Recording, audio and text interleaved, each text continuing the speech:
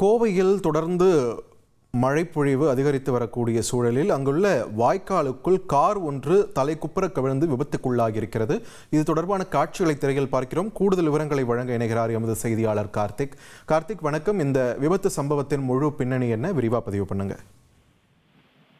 வணக்கம்.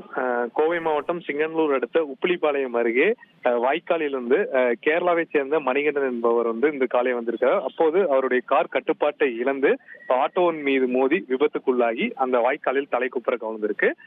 அந்த காரிலிருந்து அவர் வெளியே வர முடியாத சூழலும் ஏற்பட்டிருக்கு. அருகில் இருக்கக்கூடிய பொதுமக்கள் உடனடியாக தீயணைப்பு துறையினருக்கு தகவல் கொடுத்து அங்க வந்தவர்கள் உடனடியாக அவரை வெளியே மீட்டு அந்த காரை வெளியே எடுத்திருக்காங்க. தற்போது மணிகண்டனுக்கு கோவை அரசு மருத்துவமனையில் லேசான காயங்கள் ஏற்பட்டிருப்பதாகவும் அதற்கு சிகிச்சை அளிக்கப்பட்டு வருவதாகவும் தகவல் வெளியாகி இருக்கு. கோவையில் கடந்த 2 நாட்களாக விடாது மழையானது பெய்து வருகிறது. மாநகர் பகுதியில் மிதமான மழை பெய்தாலும் மேற்கு தொடர்ச்சி மலை அடிவாரங்கள்ல அதிக மழை பெய்து கொண்டிருக்கிறது. இன்னும் அடுத்த 2 நாட்கள் மழை இருக்கும் என்று சொல்லியிருக்காங்க. ஒரு சில இடங்கள்ல இது போன்ற விபத்துகளும் ஏற்படுகிறது. அதே சமயம் ஒரு சில பகுதிகளில் மழை அதிக அளவு வந்து கொண்டிருப்பதனால இது போன்ற சூழல் கோவை மாவட்டத்தில் நிலவி வருகிறது. நன்றி கார்த்திக், உங்கள் விரிவான தகவல்களுக்கு.